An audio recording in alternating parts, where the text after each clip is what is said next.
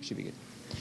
All right, so it's my great pleasure to introduce Gordon Wichern, who did his PhD at Arizona State University and then went on to work at Lincoln Lab on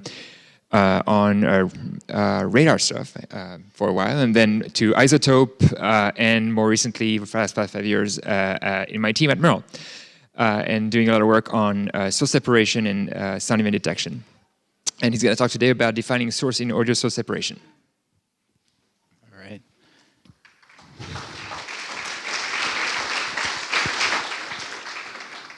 All right, thanks for the introduction. It is my pleasure to be here at SANE, and I just want to say real quick, we at MERL, we hire a lot of interns, and so most of the work that was done today, a lot of credit goes to these interns, especially the 4 at the row at the top. So, if you like what you hear, credit goes to them. Tomatoes, if you don't like it, can come at me. But and also my colleagues at MERL were also very important to this as well. So to get started, I think kind of the reason I was interested in source separation is this idea of, when you're watching like musicians play and you start looking at some certain musician in the ensemble, you can kind of hear them differently. Their volume sort of turns up in your brain. And the neat thing now is that we're living in like a post-clip art world. So I, was like, what would be a good image for this? And, I just typed into my computer to focus on musicians with my ear. And this is what it gave me, some knob with weird labels and things. But this is really related to this idea of auditory attention, which is different than the transformer attention. And I'm going to be not talking so much about transformers today, but this auditory attention. And so when I joined MERL in 2018, and on Jonathan's first slide, I've been to a lot of SANEs now, but the first one I joined at MERL, there was this talk about auditory attention at the cocktail party from Munya, which you should go watch if you want. And this kind of had a lot of influence in kind of the source separation work we did at MERL going forward. So, this problem is long studied. I think everybody knows about the cocktail party problem, right? We have a whole bunch of people talking, but we can always listen to the person we want to hear. We can cancel out all of those people and focus purely on this. And we've made, tremendous progress in terms of isolating speech signals, as everyone who has attended SANE before, I'm sure, has heard many different things about.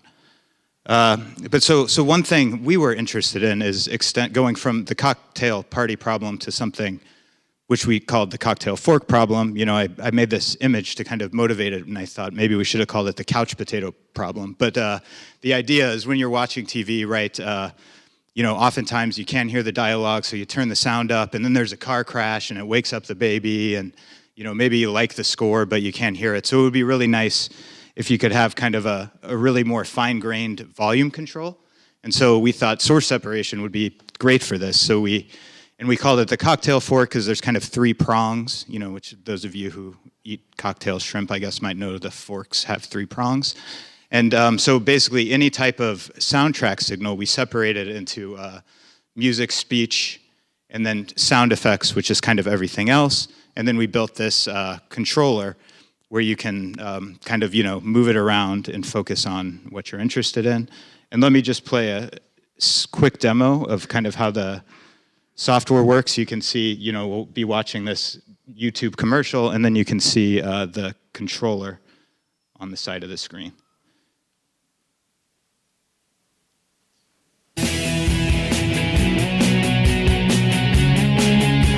Hi, Phil Swift here for Flex Tape, the super strong waterproof tape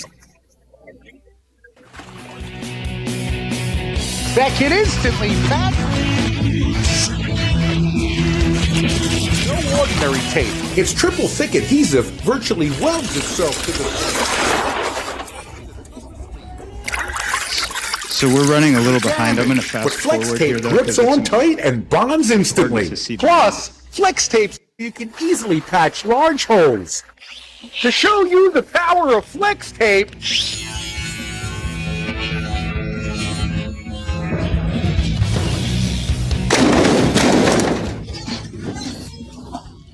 all right, I've watched that like 1,000 times, and I never get tired of that guy sawing the boat in half. It's really a classic.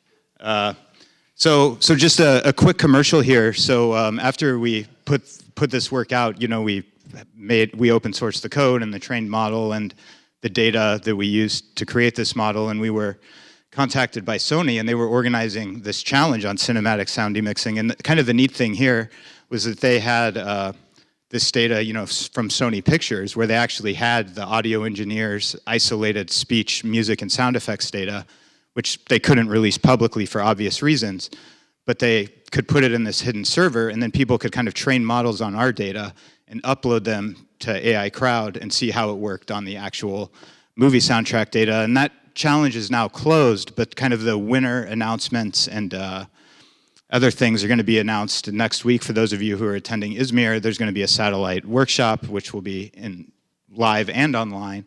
So for those who are interested in learning a little more about that part of things, I encourage you to attend. And so let me talk just real quickly. After Gail's talk, I think people know a lot about how source separation works, but just kind of the underlying technology here is pretty straightforward. We start with a sound signal.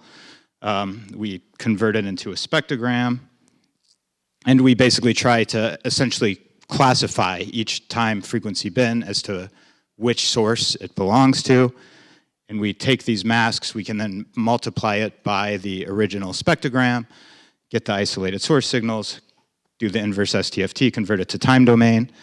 And we can train this using signal reconstruction losses, whether those common things like MSE, mean absolute error, SNR, we can go back to the time domain. Spectrum magnitude, as people mentioned in the questions, or waveform losses, depending on the metric. We can kind of use any of those. And then also, just to motivate, the rest of the talk a little bit more, kind of the way we trained this model, right, is we had sort of 3 data sets. We had a bunch of data from Freesound, we had LibreSpeech speech data, and then we had music from the Free Music Archive, and we mixed them together in a certain way that we thought was well matched to, produced audio. And then we just trained a deep neural network to re-estimate those isolated sources. Now, this approach, right, is kind of the standard way we do source separation, but so some things that, at least to me, are unsatisfying is that people might not like, our definition of the source into those 3 buckets. And one obvious confusing thing is this idea of singing voice, right? Is that speech or is that music? And it turned out we thought of this when we were making our data set, and we watched movies and we heard, in the soundtrack songs with vocals, so we thought vocals should be part of music. It turned out in the hidden Sony data, there was no vocals in the music. So, participants who were good challenge hackers figured that out and, maybe gave themselves a little bit of an advantage. But, and then there's also this thing, if multiple people are talking, we're putting all those on the same track. We're not really doing cocktail party problem. And, there's this case of like, if a dog is barking, well, its tail is rhythmically banging on a trash can. I don't know. I mean, I have cats, but some people like dogs. They might consider that musical. I don't know. But and anyway, it's like, is the bark separate from the tail hitting the trash can? It's there's kind of a lot of questions like this. So we want to change the definition of source to have some kind of hierarchy. And that's something we wanted to work on. And then the other thing, as I mentioned at the beginning, is we kind of always, no matter what signal we take in, we always separate it into 3 buckets at the output. And that isn't super satisfying, and then we remix it post-processing. But it's nice, if it's not really focusing based on what we tell it we want. So, the other thing I'll talk about as the talk continues is about kind of conditioned source separation models that try to do that, focusing a little bit more. So moving on to the hierarchical part of the talk, I mean, this speech, music, sound effect separation is obviously kind of a higher level hierarchy of other common tasks in source separation. I think everybody knows about speech enhancement and speech separation. And then there's also this idea of universal sound separation that came from Google, which is separating any types of sounds into different buckets using similar techniques that were invented by speech separation. I'm not going to talk about that too much here, But as I mentioned earlier, I've been to a lot of SANEs, so for those of you who want to, keep the fun going, there's a couple talks in the archives you could consider watching. One was last year. Scott Wisdom gave a really great talk about unsupervised sound separation for these two tasks. And then going back even before I attended SANE, there was a talk about deep clustering from one of our organizers, John Hershey. But what I'm going to talk about more on the hierarchical aspect is this idea of musical source separation. So why is music source separation interesting? One is, the source signals are highly correlated because all the musicians are playing together. So, techniques that are kind of based on independence assumptions between the sources maybe don't work so well.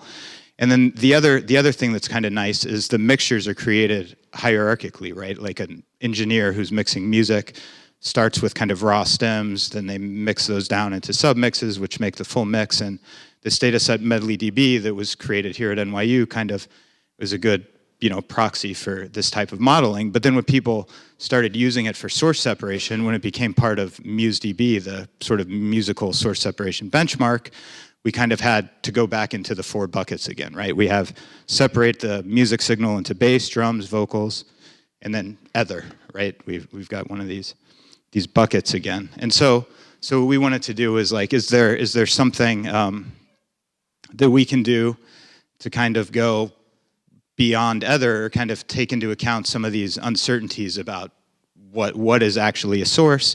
And so we decided to start thinking about things as hierarchies of sources. And so we wanted, and musical instruments are nice because there already exists kind of systems for organizing them that we can borrow from. The thing that didn't exist was there was no data set that contained like a deep learning scale enough of all these different instruments that we had to kind of start tackling this problem. So sort of the first step of that was this data set we created and presented at WASPA, I guess 4 years ago exactly now, called SLAC2100. And this sort of took data from the LAC MIDI data set, which LAC means 100,000. So there's 100,000 MIDI files that were scraped from the internet. And there are tools, synthesizers that you could work with to synthesize this data very easily, but we thought if we used like kind of best-in-class commercial synthesizers, we could get more realistic sounds, and maybe that would help. We could use that data to augment and learn better on MuseDB. That didn't happen.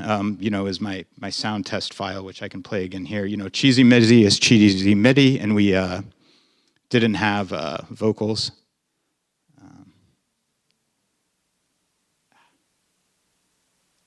Whatever. I just skip. You heard it. You heard it at the intro.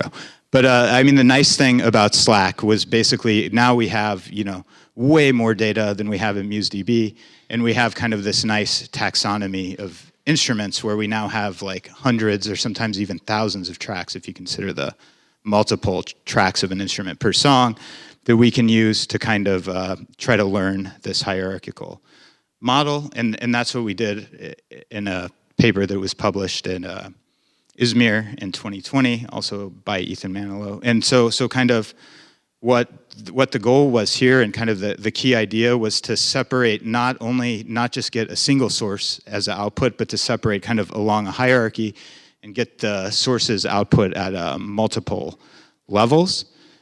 And so in this case, we want to separate the guitar, an electric guitar, but then we also want kind of like a submix that contains all the guitars, and then kind of another submix that contains all the mid-range string instruments but doesn't have the drums, for example. And since we had so many instruments, we kind of conditioned this on like a query by example, so you could take some instrument that you wanted to separate as input, and that would be what would give you this kind of hierarchy as the output.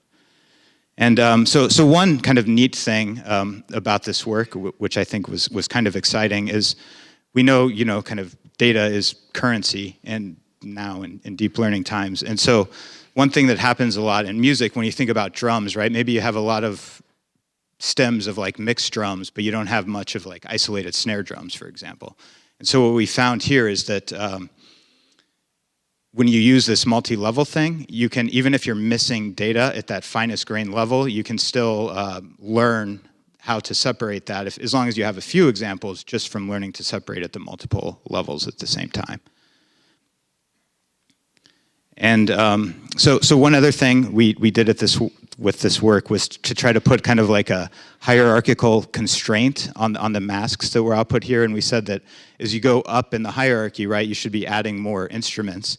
So you should just take a max of these different instruments at each time frequency bin. And this has problems due to things like phase cancellation, et cetera, and maybe unsurprising to many of you, we didn't really see much benefit from using that hierarchical constraint. So then we thought, what can we do that's better to like kind of model hierarchy? And, borrow an idea from NLP, and in this case, it's not transformers, but it's hyperbolic embedding models, and which started for kind of modeling words in these hyperbolic spaces because words have obviously many hierarchical relationships. And then this really got put on my radar a lot for the virtual WASPA in 2021. One of the keynotes was from a computer vision researcher, Carl Vondrich, who talked about learning how to predict the future using these hyperbolic models, and there's been other work appearing in image processing places, and even a couple things prior to our work in source separation that appeared for kind of audio classification, right? Speaker embeddings in these hyperbolic spaces or musical instruments embeddings. And so kind of why are hyperbolic spaces neat, and why are they good at kind of modeling trees? I think this image, which I took from this paper by Lopez here, I think really kind of shows it. So you have a tree, and what you can see is in hyperbolic space, you're not moving directly between 2 points. You kind of have to travel along this hyperbola.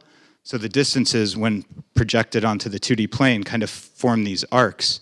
And you can see how they kind of arrange themselves as trees. And then the other neat thing here is this painting by M.C. Escher, who was an artist who kind of used this type of thing in his artwork. Each one of these bats kind of has sort of the same area in hyperbolic space. And so kind of the nice thing is you can embed more and more stuff as you get closer to the edge, which is really nice for hierarchies, right? Because you can kind of always break things down further and further. And so these work, these are kind of a useful thing. And so what we wanted to do is use these for audio source separation, and this was something we presented a few months ago at ICASP. And kind of the idea here, and this is kind of borrowed from the class of methods such as deep clustering or deep attractor networks, where the goal is to kind of learn a time frequency embedding, or learn an embedding for each time frequency bin, right? But only now we want this embedding to be in hyperbolic space, and then we get some of these nice properties of modeling the hierarchy, which I will kind of talk about more. So just kind of mechanically, how does it go about how we do this? So we start with a spectrogram, and then as I said, we want an embedding for each time frequency bin, and we can just use regular neural network, off-the-shelf layers. Here we used BLSTM and a fully connected layer, but basically what we want is a vector for every time frequency bin. So we want a TF by L, an L-dimensional embedding for each bin. And then we can project each one of these embeddings to a hyperbolic space. Actually, I took my cat's toy specifically for this purpose. But we can project, each of these embeddings into the hyperbolic space. And now, once it's there, then we need to learn kind of a classifier in the hyperbolic space, but the classifiers are no longer planes. They're these hyperbolic hyperplanes, HC, and they're arcs. And then the hyperbolic distance between a given time frequency bin embedding and a hyperbolic hyperplane for that source kind of can serve as a time frequency mask that we can then use to do source separation. And the other thing I should say too, and we kind of we're still using that idea that I mentioned before about the multiple levels of masks here. So as you can see, we've got kind of one sort of softmax over like all the child classes kind of in our data set, and then a second softmax that's over the parent classes in the data set. And So kind of a couple other things is once we have these masks, we can again use any signal reconstruction objective we want. If we want to train through the inverse ISTFT and use a time domain loss, we can, or we can use magnitude domain loss, whatever we want. Optimizing this gets a little more complicated because now we have to, take our gradient steps along this manifold. But fortunately, tools for doing this kind of exist. There's a really nice tool that we use called GeoOpt, which makes this easy. And so let me, when I talk about kind of what we found with this hyperbolic separation that I think is neat is one kind of property, again, of these spaces is that when you average 2 points together, the mean of them kind of moves towards the origin, right? It's like a parent of a tree, right? And so what we know when we're trying to do the source separation of every time frequency bin, we know that sounds overlap, right? There's going to be multiple sources at each time frequency bin. And kind of the neat thing that we notice here is that when we have time frequency bins that only have a single source, their distance to the origin is very high, right? They're kind of along the edge, which is what we would expect, right? Single source bins should be along the edge. But then as the number of sources in a time frequency bin, as it becomes more contested and overlapping, you can see it gets embedded closer and closer to the center, right? Which is kind of this parent level in the tree or something we're sort of less certain about because it's an average of multiple things. And another neat thing with this hyperbolic certainty is we can kind of almost use it as like a confidence for our source separation model, right? So kind of as a baseline, if we wanted to get a confidence from source separation, I think, one simple thing you can do is test time dropout, right? You can change your neural network weights randomly and run the forward pass thousands of times, and then things that are always kind of the same would be things you'd expect to have kind of a high confidence, and things that are changing a lot during these dropout passes you would be less certain about. But you have to run the many forward passes to get this data, and so and that's what's shown here, what we call the Bayesian certainty with 1,000 passes. And the cool thing is just using the distance of a given time frequency embedding to the origin, we can use sort of the hyperbolic distance and get something that's kind of almost qualitatively very similar to the Bayesian confidence. And one last thing I want to talk about is hyperbolic embeddings are really cool at low dimensions. And so, that first thing I showed, kind of embedding the tree into the hyperbolic space, right? That's, a really nice thing you can do in hyperbolic spaces at low dimensions. But you can also maybe do a thought experiment in your mind that if you have a regular Euclidean space and you make the dimension high enough, the different trees can have their own dimensions, and it's maybe less of a thing that you can reason about and interpret, but you could embed a tree in a high enough Euclidean space. And you kind of see that related in our source separation results here, is that with low dimensions, for example, 2 dimensions, hyperbolic far outperforms Euclidean spaces. But as we increase the dimensions, Euclidean spaces win. I think part of this is where we've got really good tools for optimizing deep network models, and maybe GeoOpt is, maybe we don't have the recipe quite perfected yet, which is why kind of our best model is a Euclidean model in the end, unless we go to low dimensions. But there are benefits, right, in terms of things being interpretable. And we can also we thought, well, wouldn't that be cool if we build some kind of like interface? Now we can get these neat embeddings that have these kind of interpretable properties in 2 dimensions, which is the perfect kind of thing to interact with. And so let me play just a quick demo of kind of how that interface works. That is an object. Was it not enough to say object, God the Father? And why not? Is it not And it was impossible? doing He everything. murmured aloud. And so each little dot is one time frequency embedding. You've got this tool you can select.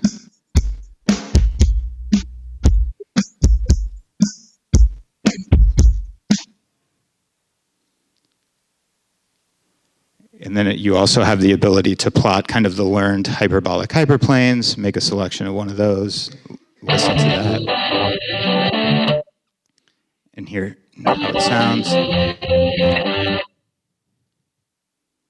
I think another neat thing about this, which I won't go into too much detail in the interest of time, but you can kind of, this trade-off that we often think about in source separation between like interference and artifacts, right? If we get down the competing sources low enough, we don't hear those, but then we have more artifacts, and that's kind of also nicely represented in the hyperbolic space, right? If we just take samples near the edge, those are going to be like no interference. Those are only going to be the things we're very confident about, but it will be more artifacty. And as we go towards the middle, we let the interference in at the cost. Well, it's with the benefit of fewer artifacts. And so, if you want to learn more, again, the code, including the interface, is available. It's on GitHub. Encourage you to check it out. And there's kind of a longer YouTube demo interface of or YouTube video of how the interface works. So one thing I get asked a lot working at MERL, Mitsubishi Electric, right? For those who don't know what. Well, I guess it's on the screen. But this isn't a company that's doing music, right? Making air conditioners and elevators, and people are like, okay, so why are you working on music separation? And well, one, because it's cool, right? It's fun. But what I tell the managers, no, is that trained we know, we have a lot of machines that we make, and we know that people are really good at, diagnosing problems with machines by the sounds that they make. And so we're, obviously our company is interested in observing problems in machines, and they also have these hierarchies, right? You can have problems in an entire factory, problems in like a single machine, or any part of each machine can also be a problem, right? So these typically, so a lot of the stuff we investigated with hierarchical separation really kind of applies to this case. The sources in machines also can be highly correlated, just like music signals. And we don't have a lot of data for this, so music allows us to kind of test drive a lot of these techniques. But one thing, and we've started to kind of explore this a little bit more. Those of you who were at WASPA, I will just briefly highlight a couple papers from my collaborators that were kind of along this task. One was from Francois, who I think is also going to present this again at today's poster session. But this is this idea of using these hyperbolic spaces for anomalous sound detection, right? When we talked about how there's this certainty in these spaces, and if you have an anomaly, that certainty could be useful, and there's some neat kind of ensembling things you can do related to that. So if you're interested, please go check that out at the poster session. Another paper that was presented at WASPA by Ricardo Falcon Perez is this idea of learning to isolate machine parts. And we're not at the hierarchy stage yet. This was kind of our test drive number one, but kind of one of the challenges we've realized is that it's often hard to have the database of the two parts of the machine recorded separately, right? Because they both need to kind of run for the machine to work. So in this case, we need to use some other form of supervision that's not having the isolated sources. And so what we did is we assume either from a schematic diagram of the machine, or because we have another sensor like vision, we kind of know where these sources are, and then we can use that location information along with a microphone array to kind of help bootstrap the source separation process. So I know how much time do I have? Okay. So the last thing I wanted to talk about, and I'll try to go through this quick, is this idea of like source conditioning, right, that I mentioned at the beginning, kind of this feedback where if we know the source that we want to extract, how can we condition the neural network to, kind of modify its weights a little bit to extract that. And there's, a pretty well-worn technique for this called feature-wise linear modulation or film, which, you can add these layers that take a conditioning input, and then they just modify the input to each network layer. And so they're kind of like a workhorse technique. But in addition to putting those film layers in, there's also this idea, right, of specifying which source you want. And when we think about speech separation, what's typically done in kind of the original systems that were doing this, like speaker beam, is you have an example speech from the speaker you want to separate from a mixture. But that might not always be practical, right? Maybe you want to separate a speaker based on, kind of other characteristics, which we listed here, whether they're male or female, which one is closer to a microphone, for example. Maybe they're speaking different languages, who's speaking louder. And can we learn a model that can separate kind of based on any of these conditions? And these conditions aren't disjoint, right? They kind of overlap heterogeneously. And the neat thing about this, what we found, is that this heterogeneous training, kind of training simultaneously by just randomly picking one of these conditions and training the model, has some benefits. One, it's able to kind of adapt more quickly to unseen conditions. And the other thing is we found that it gave better performance than using permutation and variant training, where we try to separate all the speakers, and then even using Oracle, like picking the best speaker post-processing. It still works better.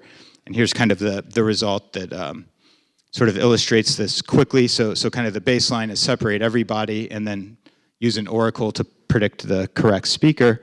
And then in the blue, these are kind of the specialist models. So these are the models, we train one model to always separate the speaker who's closest to the microphone or furthest from the microphone.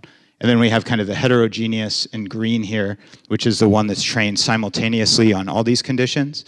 And it's outperforming the separate everything, but there's a small gap, between that and the specialist models. So then kind of as a follow-up to this, which I think this was a ICASP 2023 paper, but I guess we have it's labeled 2022, I think, because that's when it came on archive. But we do what's kind of called optimal condition training, and this is kind of an idea similar to like PIT and permutation and variant training, which is where we separate the speakers and then we backpropagate through the best permutation of the speakers. In this case, we have these different conditions, but all the conditions might not be equal, right? And in the heterogeneous, we kind of randomly picked a condition. But what if we always picked the best condition, and that was the only one we propagated the gradient through? And that's kind of the idea of the optimal condition training. And then you can even go a step further, because then at test time, you might not know what the optimal condition was. So if somebody specifies a condition that's not the optimal condition, what can you do? So we also came up with this thing called optimal condition training plus, which is where you have kind of a separate model that tries to modify the conditioning vector at inference time such that it's closer to the one that should be the best one at test time.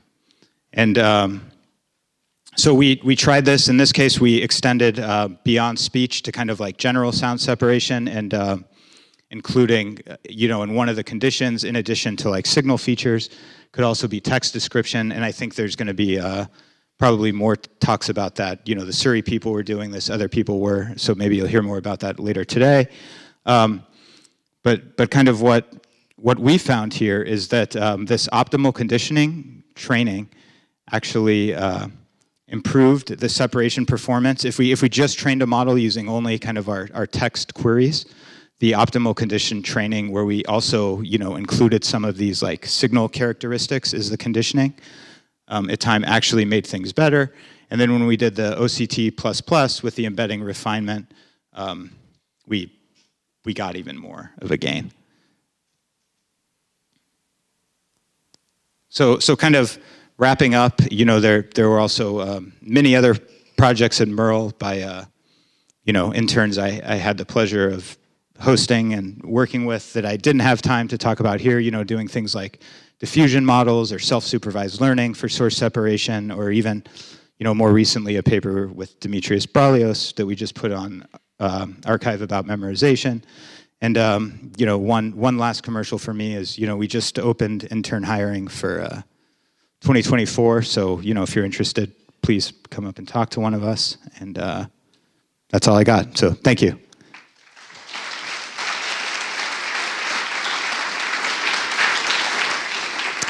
All right, we have time for a couple of questions. Brian? Hi. So I'm very sympathetic to the hierarchical thing, and I was trying to sort of wrap my head around the demo I saw didn't appear to do hierarchical. Am I wrong in that? The hyperbolic one? Yeah, on the hyperbolic. Yeah, so I don't know if you saw the part where it like drew the hyperplanes on there. So those, you know, if you look at the interface, I know it was a little bit small in that view, but you actually have the multiple levels of hyperplanes drawn on there. So you have the drums, bass, guitar hyperplanes, but then you also have a music hyperplane that separates for speech. I see. If that makes sense. So we have kind of multiple sets of hyperplanes. And to sort of take your last bit about heterogeneous and your other bit with hierarchical, a question would obviously be, there are clearly different hierarchies that one could impose. Yes. And I'm wondering, at training time, how do you impose the kind of hierarchy you want, or perhaps multiple hierarchies at once? Are you exploring that? We haven't yet, but that's a great question. And I think one thing that we liked about the hyperbolic stuff is it has the ability to kind of learn. There's always some hierarchies in the data, right? Which is kind of why it's useful for the anomaly detection and machine application, right? Because there's kind of normal sounds, and then there's ones that are a little weird, and those organize in the same hierarchy. So that's one nice thing we can get from that. But one thing we've constantly been interested in is, can we learn the hierarchy and based on something like co-occurrence? But I don't know. I think there's a lot of problems with that. But multiple hierarchies, I think, is a neat idea that we haven't tried yet. So, thanks. Hi, thanks for your talk. So my question is about some of the newer pre-trained models that were coming out, like encodec and soundstream, various tokenizers of audio. Have you thought about ways of incorporating that into your hyperbolic work? And is there a potential connection where those codecs, so to speak, are maybe hyperbolic and we don't even know it? Or can you measure to what extent something else is hyperbolic? And how can it be integrated into your architecture? Because those models or those codecs have been trained on massive amounts of data, so you would want to leverage that in your future work. Yeah. No, that's a great question. I think we haven't looked at it so far, but I mean, one nice thing about the hierarchical, that I kind of mentioned is that we're doing kind of like this hybrid thing, right? Where we were learning the embedding just using regular layers. So maybe that could be like an encodec encoder, and then we can kind of project that, for example, into hyperbolic, and then maybe we could learn the transformer in hyperbolic space and then go back, to Euclidean to do like the encodec decoder, for example. I don't know if that would work, but that could be a neat thing to try. I mean, also your first question about like how hyperbolic things are, that is something, that some papers have kind of proposed measures for measuring, the hyperbolicity of a data set. I haven't looked into those a whole lot yet for audio signals, but I think could be an interesting thing to investigate further. That's a question.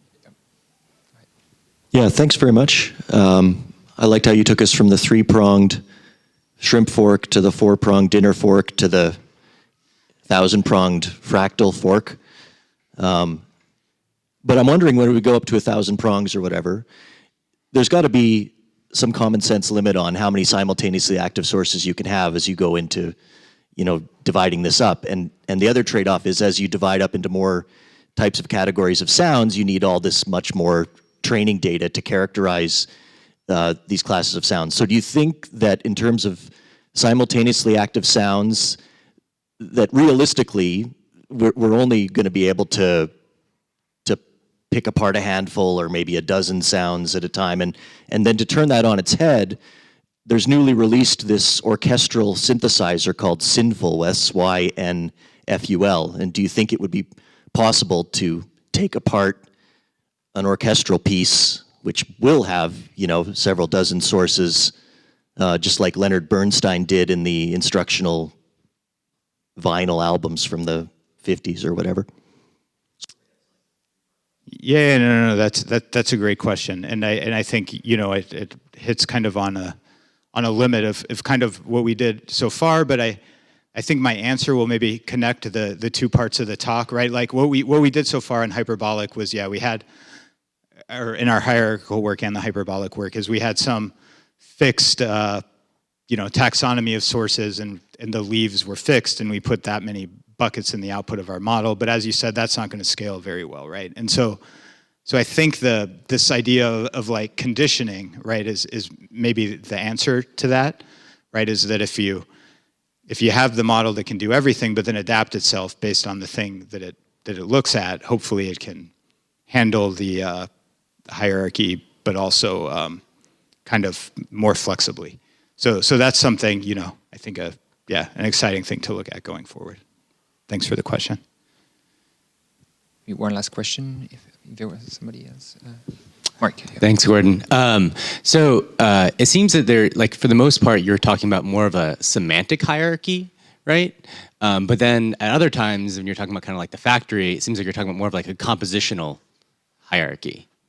Like where there's like, a part of something that's, making sound, and then like lots of different little parts are kind of combined together to making sound, right? So I was just kind of curious, like of the methods you kind of described, how do you kind of see any of these being applicable to this kind of idea of this compositional hierarchy as well, or how can they be adapted for that? Yeah, I think the compositional hierarchy, at least in my mind, was kind of what motivated a lot of this work, right? It was just kind of, starting with something and then adding something else to it, and then you go higher. So I hope, that this stuff would extend, but I think as many of the questioners have pointed out, I think there's work left to be done to kind of make these things more flexible, I guess, right? In terms of multiple hierarchies or large number of sounds. But, in terms of, our original motivation was always, you've got a source, and you can, maybe it's only part of one source, and it can be combined with something else and then called a second source. And, we wanted to try to make progress towards exploiting that. Thanks.